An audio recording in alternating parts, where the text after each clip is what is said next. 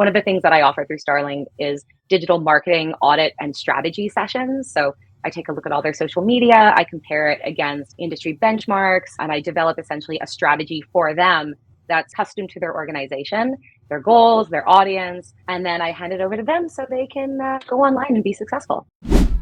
Hello and welcome back to the My Future Business Show. I hope you're doing wonderfully well today. It's great to be with you again.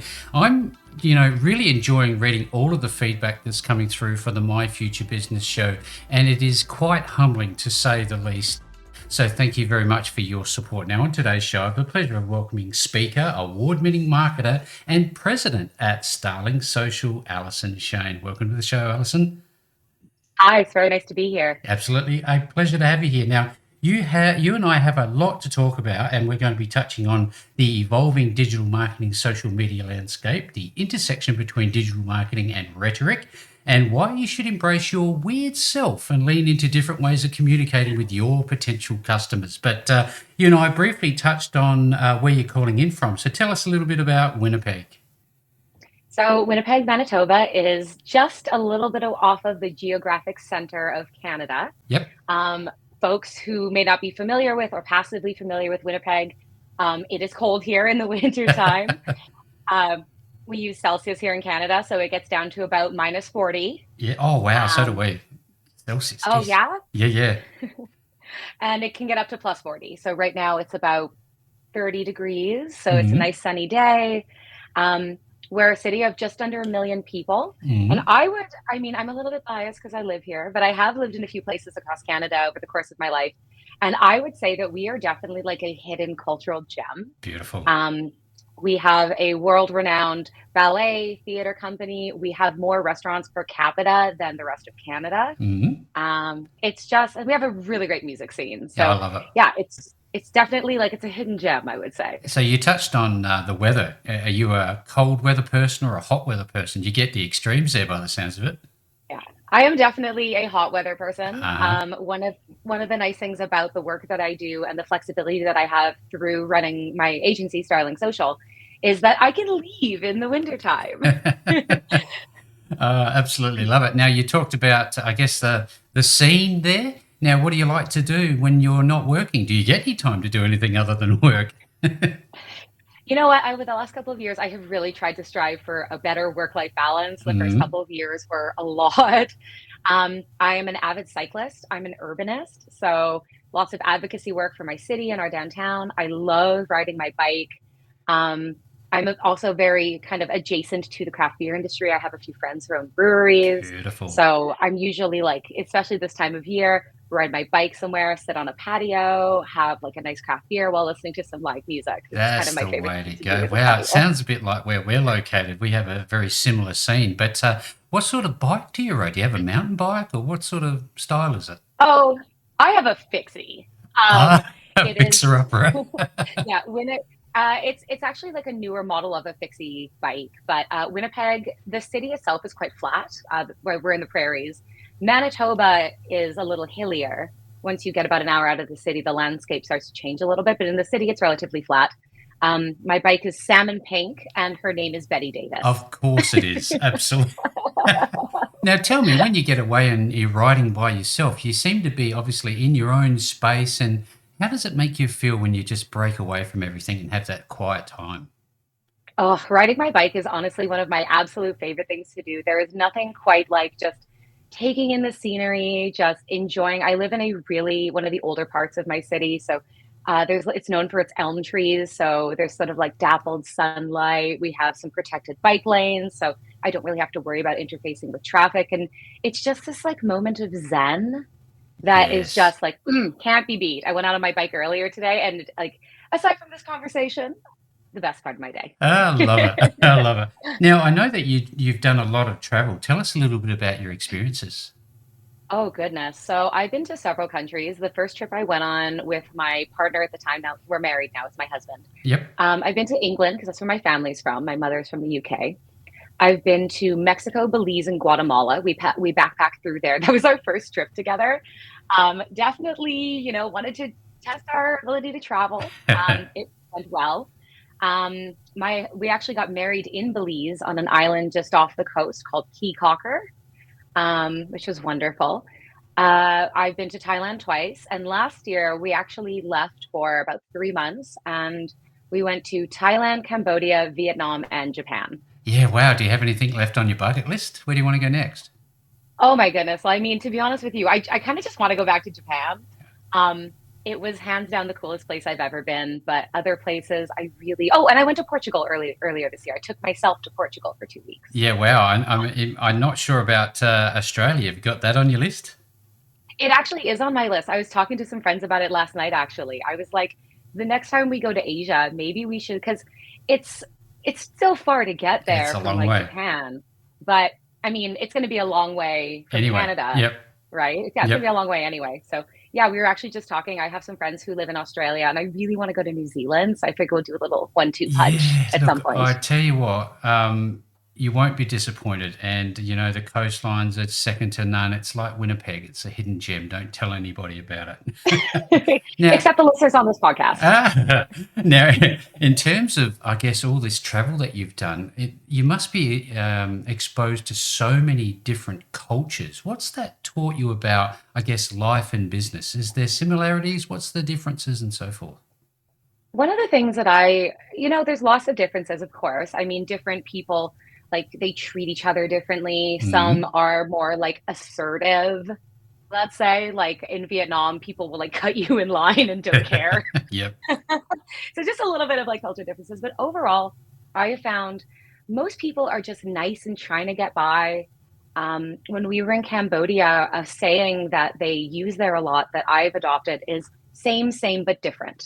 Yep. Yep. So fundamentally, we're all the same, but everybody's just a little bit different, and that's what makes us all unique. Now, I've done my research, Alison, and I know that you enjoy video games. Correct me if I'm wrong, your favorite video game is Night in the Woods. Is that correct? Yes. Oh my gosh. Wow. Actually, I have a tattoo of it. I love it. I was going to ask you about that. That's obviously inspired.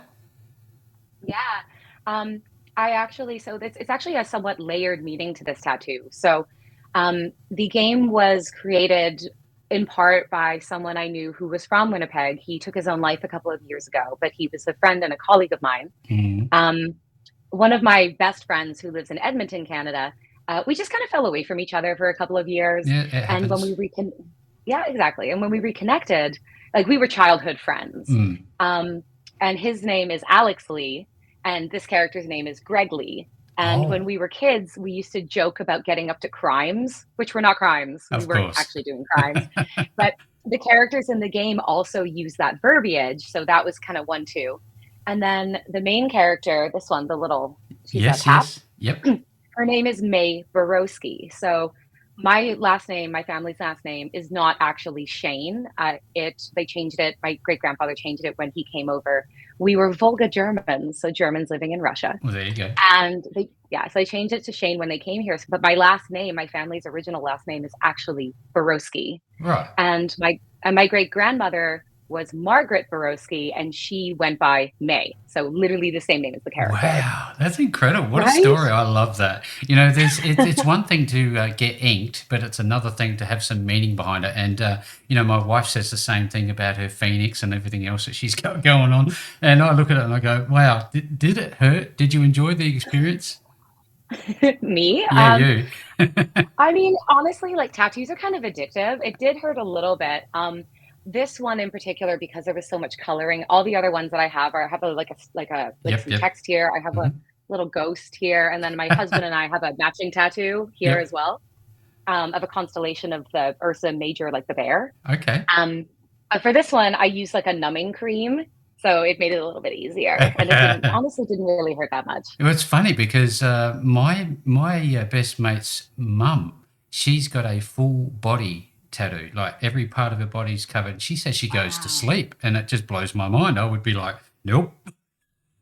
I definitely don't think I could go that far. I got my little ghost while I was in Portugal, actually, as a memento of my trip because I took myself. I had never traveled like that before.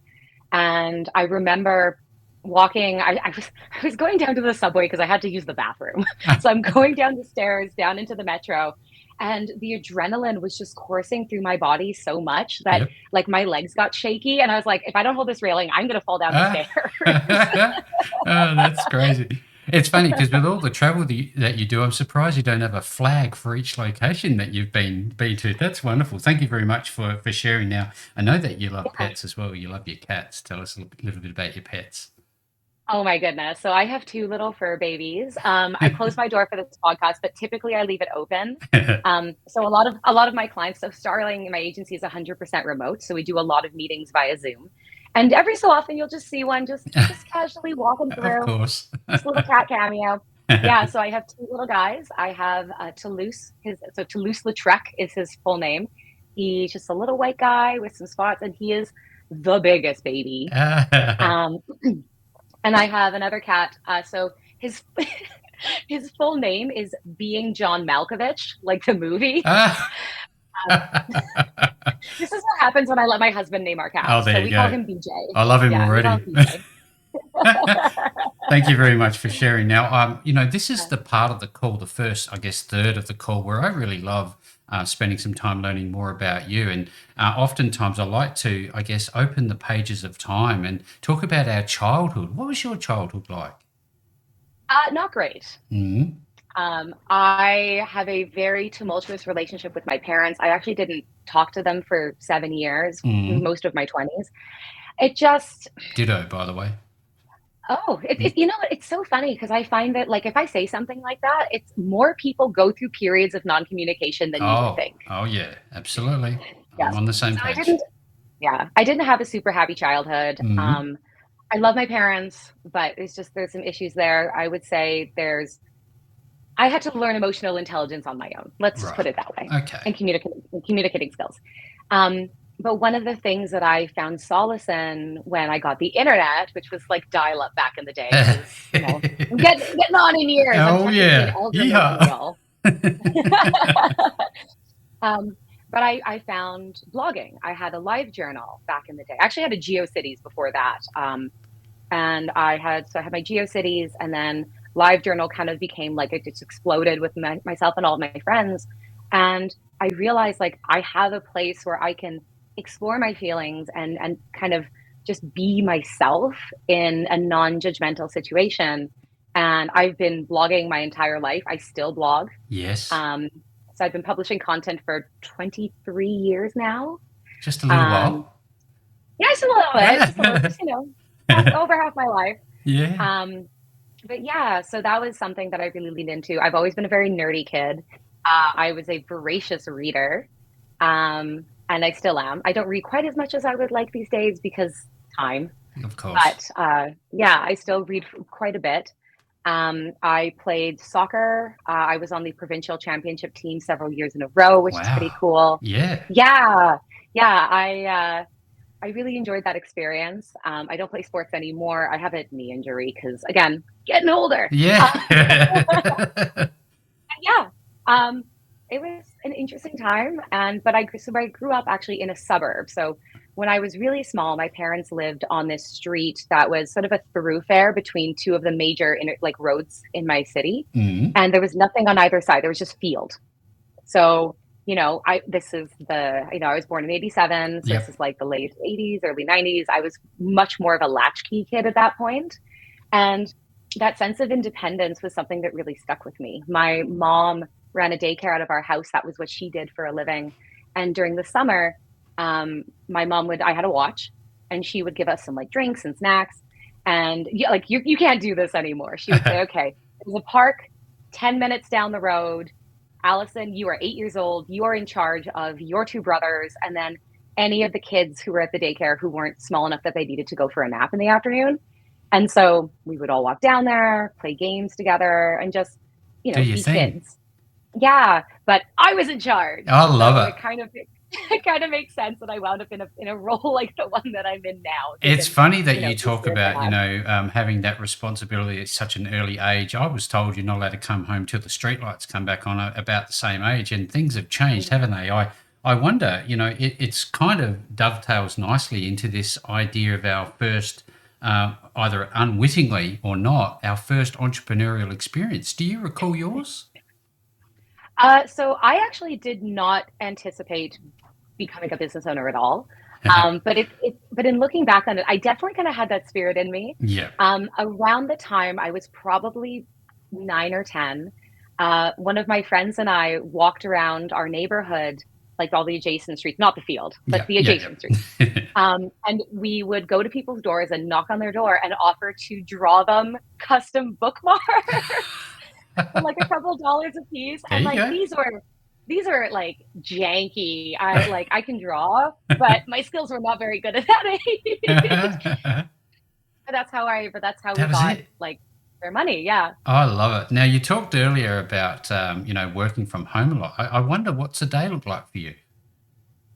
I mean, I would say like every day's a little bit different, but I do tend to have a bit of a structure that I try and adhere to just for my own productivity. Hmm. So I sit down at my desk. I usually am at my desk by about 8:30, give or Yep. take. Yep. Some days earlier, some days later. Depends. It honestly depends on how much sleep I need. One of the luxuries of working from home is that I can take that time for myself Beautiful. when I need. Yep. So I am an inbox zero person, which I know is like crazy to some people. So I'll typically sit down. I have my cup of coffee that my husband makes for me every morning. Bless his heart. Um, and I'll go through as many emails as I can. And usually that's just checking in. So my team and my clients, the way that I manage Starling and make sure that I sort of have my thumb on the pulse is I am CC'd on every single email.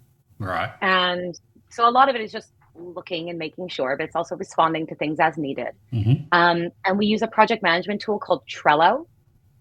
It's a Kanban board. I Yeah. can go into I'm that familiar later if with that's Trello. interesting. Yeah. um, but I get push notifications from Trello when something happens on our clients' boards. Yep. So just looking at what's happening in Trello, I generally don't need to do anything with them because it's just my clients and my team going back and forth. But spending some time doing that. I generally post on LinkedIn once a day. So I'll go through LinkedIn, just sort of manage my professional connections and things like that. Yep. I pre-schedule a lot of my content, but sometimes something's timely, so I'll go in there and just give it a Give boosty. it a boost. Just a little boost, just a little boost. And I like to reserve my mornings, if I can, to more like brain heavy work. Yep. So that could be proposals, working on content for the company. I have to shoot a lot of videos because now video is a big thing. When I Big started thing. out, that was not that's not a Not a thing. priority. No. Not a thing. So again, brain heavy work, like proposals, working on budgets, contracts, things that require a lot of brain The power. operational stuff. Yeah, exactly. The operational stuff. Yeah. And then, I break for lunch. I'm Hmm. very good. Even if I'm just like greasy eating like a can of tuna over the sink, I will eat something and leave my desk. Oh, that's good to hear. Good to hear. Yeah, yeah. At Well, least you I will could eat you it, could right? choose worse. Tuna's not too bad. Now, I when I was going over all of your information, one thing that stood out for me, Alyson, is that you have this idea to embrace your weird when communicating with potential customers. And I thought to myself, what does this mean? I have to explore it. Tell us a little bit about it. So I'm not sure if you picked up on it, but I have a very outgoing personality. No. Um, right? And what I mean by that is, so when I was a kid, I often felt left out because I was really into anime and I was just like, I was reading really like quite a ways ahead of like where I should have been at the Hmm. ages I was at. Yep. Um, and I always just sort of felt a bit out of step with just being like quirky. I got really into internet culture at a very young age. So I reference like old memes and stuff like that all the time. But I'm also like crafty and I make weird stuff. Like you can see my leg planters that I Oh, I made. love it. I just noticed them then. Well, because That's I'm kind of crazy. blocking them, but sometimes No, when I'm that's on a cool. Zoom, I'll like lean over so people can see them. But in the business community, and especially being a female business owner, I do feel that at least until pretty recently, I feel like this is starting to shift. But I've been running my agency for 10 years. And especially when I first started out, I felt pressure to be like, power suit, Oh, slacks all really? the time. And I just hated it. No, no, bugger And that. yeah, well, exactly, right? Yeah. But at the time, I felt like if I'm going to be taken seriously, I have to try and fit myself into this mold of what people expect when they see a woman in business, the president of an agency. Hmm. And I kind of started embracing it a little bit pre-pandemic, but it was definitely the post-pandemic, everything kind of opening up, going to chamber events again. Like I'm a member of the Winnipeg Chamber of Commerce. Hmm. And I was just like, you know what? Like, screw this. Yep. I am going to wear what makes me feel comfortable. I want to wear something punchy and I don't want to blend in. So I'm kind of becoming known in my local chamber of commerce as like the weird one who always wears like a punchy romper or Yep. something that's Yep. really out there. Ah, that's fantastic. There's other people that do that, and I love the fact that they take that step and they do them. They like there's who is it? For lack of a better example, the founder of Facebook, he will wear a hoodie and jeans every single day. He does what's comfortable for him. So thank you very much for sharing that. Now, tell us about your award in 2023. You won the Woman Entrepreneur of the Year award. That is amazing. Oh, I didn't actually win. No. No, I was a finalist. Oh, But my that's, you know apologies. what though? Oh, that's okay. You know what? I was just grateful to be included among so many Absolutely. amazing women. And Yes. I'll be honest with you, the woman in my community who won it absolutely deserves it. Like if I was gonna lose to somebody, I'm glad it was her. Her company does really important work around truth and reconciliation, which is obviously a big thing here in Canada. Right. So well deserved. I still have you can see it there. I have a little plaque from it. Um, the one award that we've been finalists in a couple different categories over the years. Starling's been nominated for several awards. We've won a few here and there. Yeah, it was because Um, I have to say, because you have a long list of these accolades, I'm sure you would have won something along the way.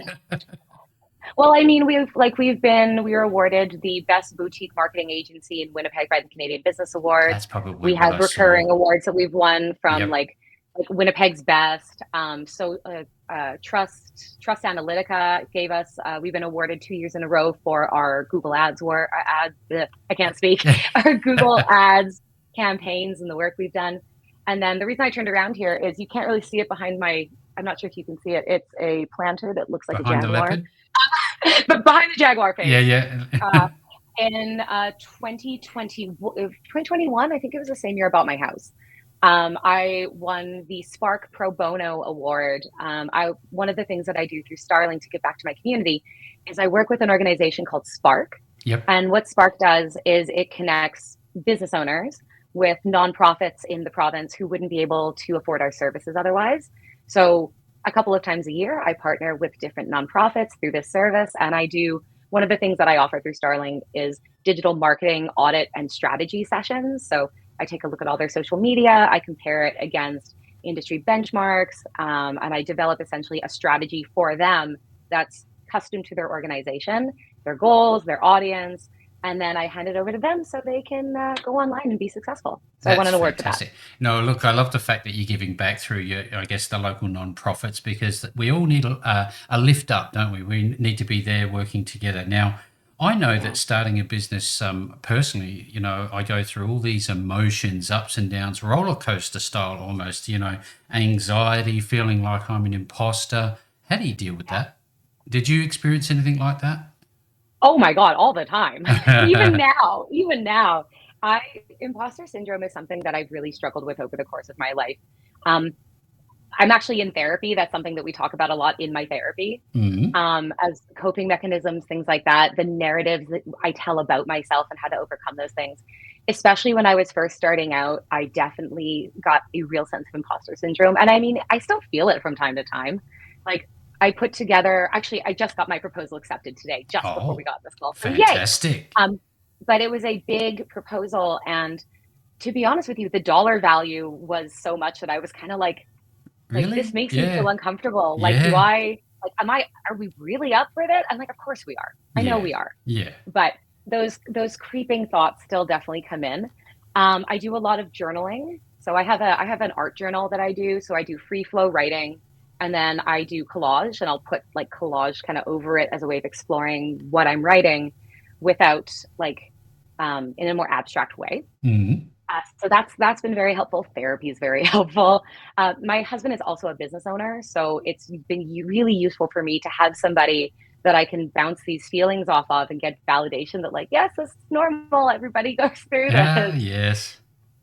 I love that. Yeah, You know, the definitely, fact that definitely not unfamiliar. you have a very human side to you is what makes you so attractive as not just a business owner, but somebody that people can approach. I think that's very important. So tell us a little bit about, you know, you started off with blogging and you've always had an internet, I guess, journey of sorts. How was it that you finally got into digital marketing? What was the genesis of all this?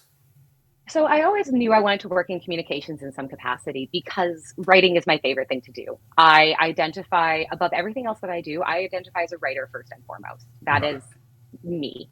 Um, so when I was younger, I went through the Rhetoric Writing and Communications program at the University of Winnipeg, which is Hmm. one of the universities here, obviously. Yep. Um, so I was in this program, and while I was, pursuing my degree, I started doing volunteer work because I was like, okay, well, I can't just come out of school and expect to find a job.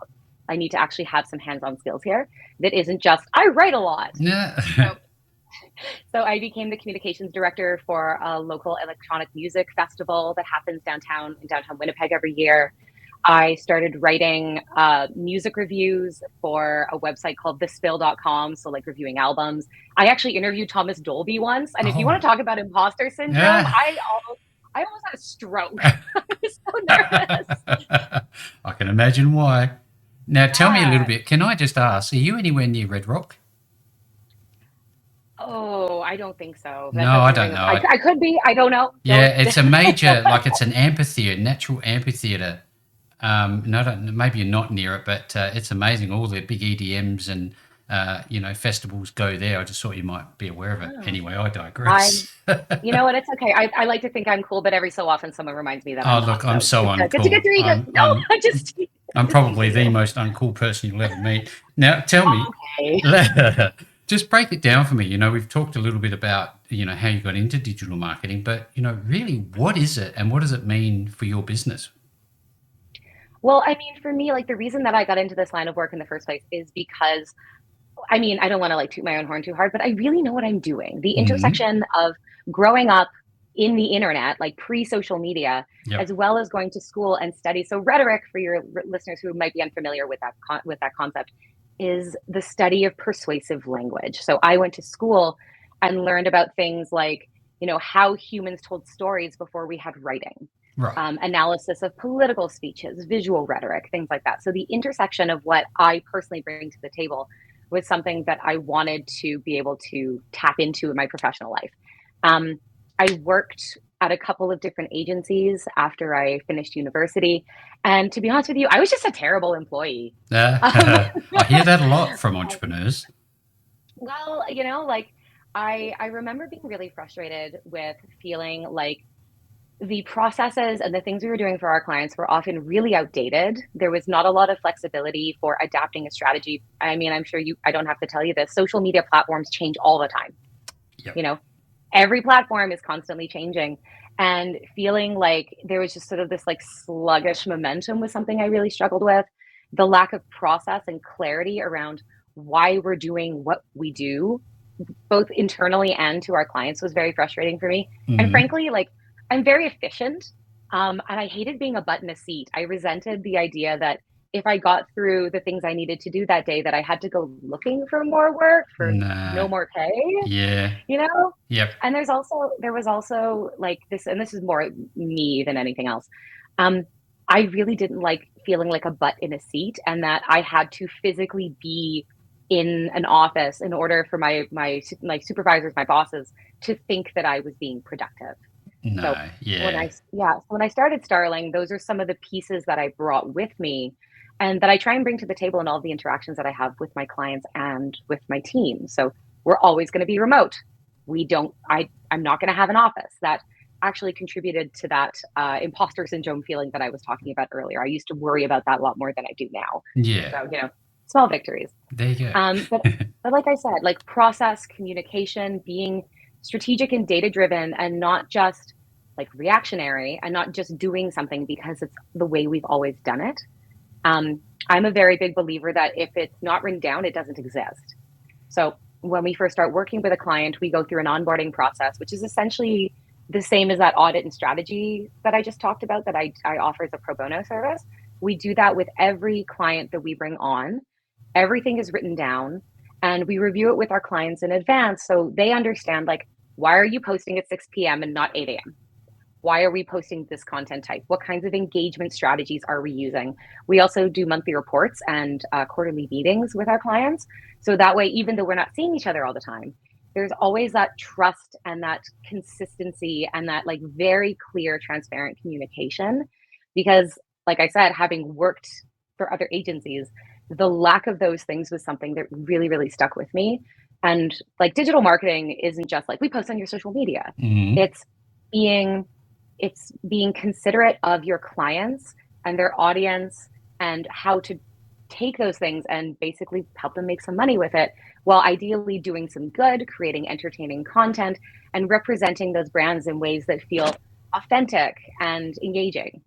That's great feedback. Thank you very much. I'm loving this call, Alyson. I wonder about digital marketing. I think about content creation a lot because I see a lot of small businesses, particularly struggling in this sea of content that's surrounding them. And you talked about data-driven activities. Now, if you, I guess, the intersection between creating content and data, how important is that for a client of yours to understand? I mean, for me personally, I find it's extremely important. So, one of the things that sets Starling apart from other agencies is that a lot of agencies, like the ones I've worked at, excuse me, will send you like charts and graphs and things like that. But Mhm. they don't tell a story. They don't actually give the people looking at this information actual information.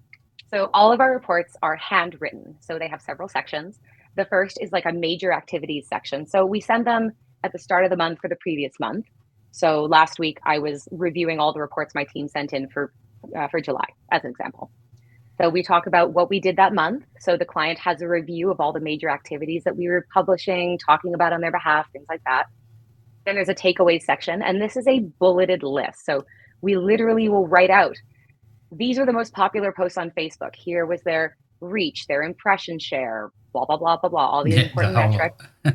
Yeah. And here is why we think they did well, comparing them to, let's say, an ad that we ran, what was different from this ad to that ad, what are trends that we're looking for. So literally taking the time to write it down gives people a sense of control, and it's also information that can feel really overwhelming for people who don't work in this space and aren't obsessed with it like myself and my team are. Yep.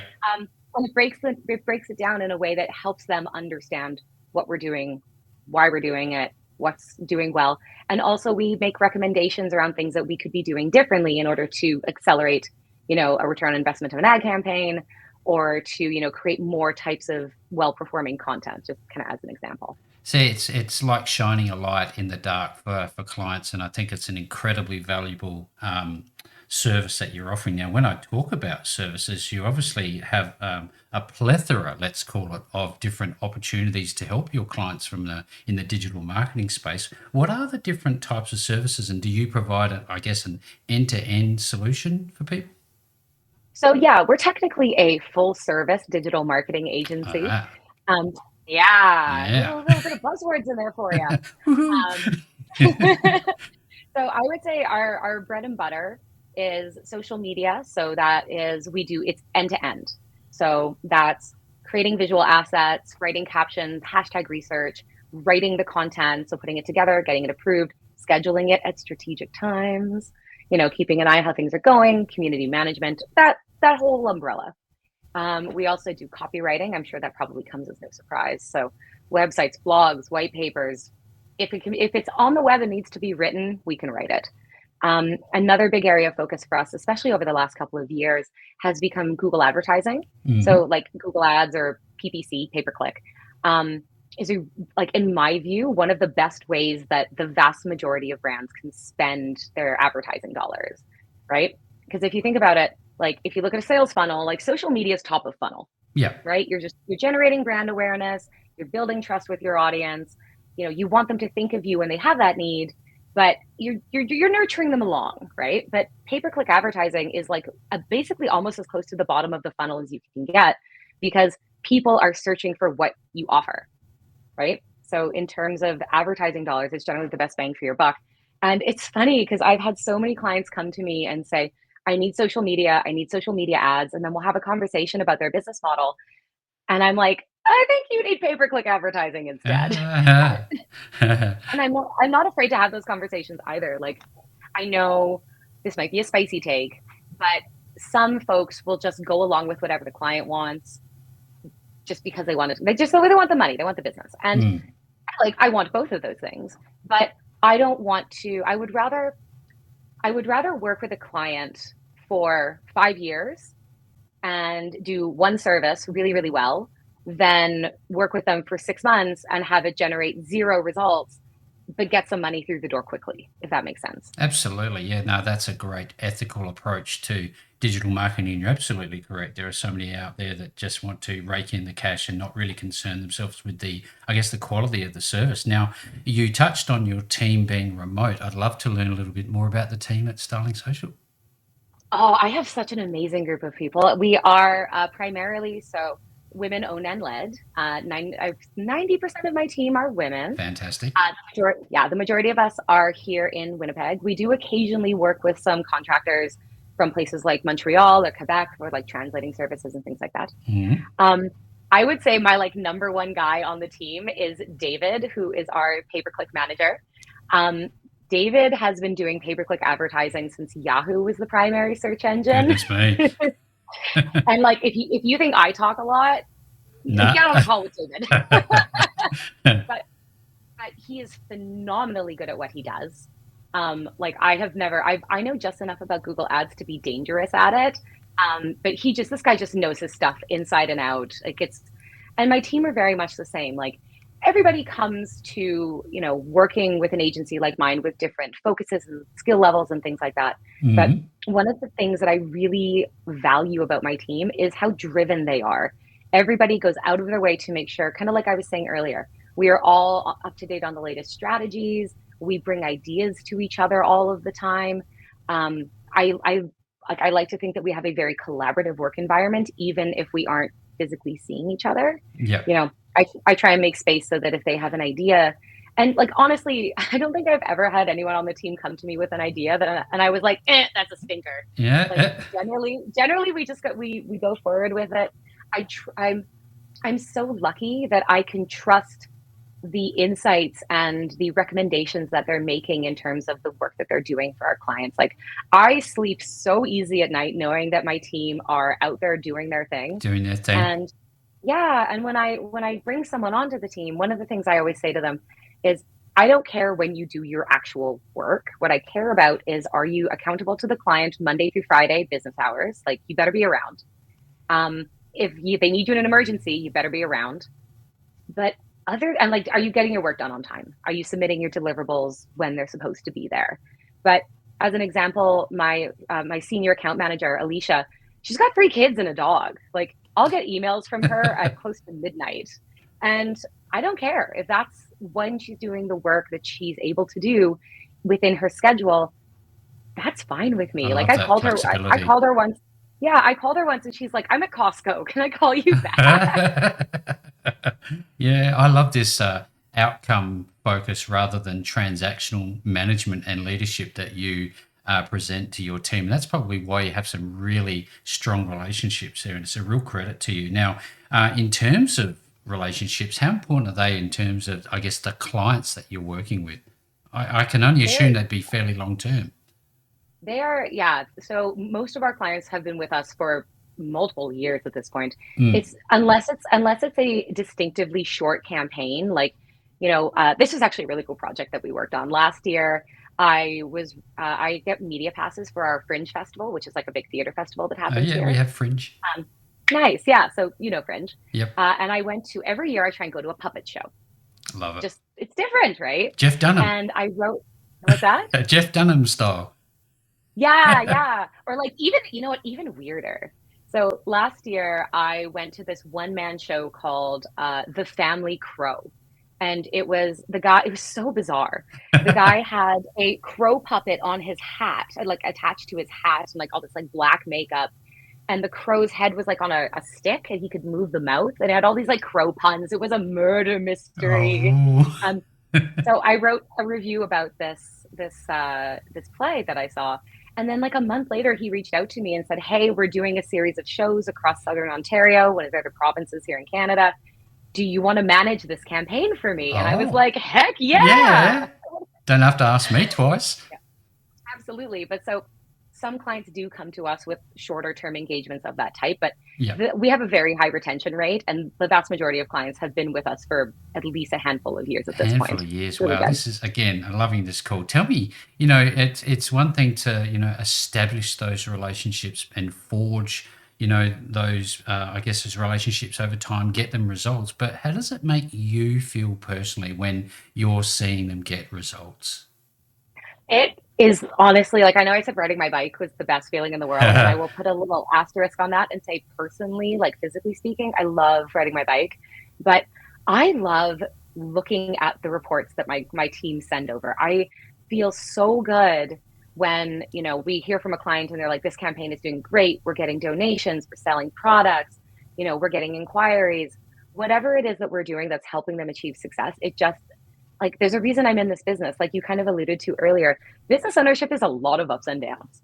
Um, but the highs when you get not just like it's not that I need them to recognize us necessarily, but like I get a testimonial, Mm, like I get a testimonial from a client and reading the things that they say, not just it's not even always about me. Usually it's about like my account manager who's on, who's been working with them for 5 years and how attentive and creative and strategic that they are, our ability to plan ahead, all that kind of stuff. yeah. It's it is honestly like it's such a good and rewarding feeling, not just to hear that, we're helping them achieve results, but that they trust us, that we're not just the agency. We are a strategic partner that acts as an extension of their business or their organization, and that they feel confident in the work that we're doing for them. Yeah, that partner word really stuck out for me. Then it's Yeah. amazing. Now, I know that you do a lot of local work, but do you do, given the nature of digital marketing, are you elsewhere? Who's your ideal client? Where they generally located? Well, I mean, so a lot of it is local, and that just is the virtue of being a big fish in a small pond. Mm, When you've yeah. been publishing content online as long as I have, I used to be really like active on Winnipeg Twitter back when Twitter was kind of the main social network, Mm, which helped me establish a lot of connections in the city. But we have clients in the States, we have clients in Mexico, we have clients all across Canada. We've worked with a few international, like we've worked with some companies out of the UK on a couple of projects. I would say we are more Canada based than anything else, right. but probably about 40 to maybe 45% of our business is local. And then the rest is just sort of peppered throughout Canada, a Throughout little the bit of the way. States, and then like I said, like in Mexico, which is really cool. Fantastic. Well, look, we're getting to that point in the call where there'll be some people on this call going, well, I need some help, but I'm not sure exactly what help I need. I'm trying to get awareness and build, that interest in my brand. What's the, I guess, the process for connecting with you? And when they do connect with you, what's the onboarding situation? Yeah. So the best way to get in touch with us is to fill out the contact form on our website. Our website is Starling, Starling, like the bird, Hmm. dot social, social, like Love it. social media. Yep. Yeah. I monitor that inbox, so they communicate directly with me right away. Um, I briefly thought about bringing on as an assistant of some kind, but I like the personal touch I'm able to bring having an agency of this size. Like I don't want to become like a massive multinational agency. That's really not my vibe. Hmm. Um, so I like interfacing with clients. One of my favorite things to do are discovery calls. I just like learning about what people do. Like what do they get up in the morning being excited to do? So, contact form. I generally follow up within a day or two, depending on if it's the weekend. I don't check them on the weekends because, again, trying to have that work life balance. It's Um, yeah. And then we hop on a Zoom. I do all of my discovery calls via Zoom just because it's easier. And like I said, several of our clients are not here. Excuse me. So we would hop on a Zoom, chat it out. I take notes. Usually I'll send a follow up email just sort of summarizing what we talked about and if I have any other follow up questions. Um, and then once we've sort of hammered out what their needs are, we go through the proposal stage, which again reiterates in very like minute detail, like it's not social media, it's content creation. What is involved in the content creation process we're doing for them? What does social media entail? Which platforms? How often? What are the other additional deliverables we might be doing? So again, consistency, clarity, being like transparent as possible. And then our onboarding. So we have a 3-step onboarding process, which I do myself. It typically takes between 2 weeks to a month, depending on the client.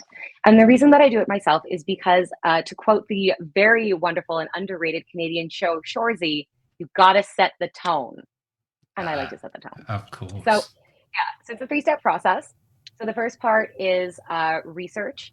So I actually give our new clients a series of documents that help us understand things like, persona templates, like who are your clients? Who are we trying to talk to on social media? What are the nuances? Because obviously you don't have one, buyer type or client type, you have multiple. So codifying that for us in advance. We also look into things like, who are your strategic relationships? Who are your competition?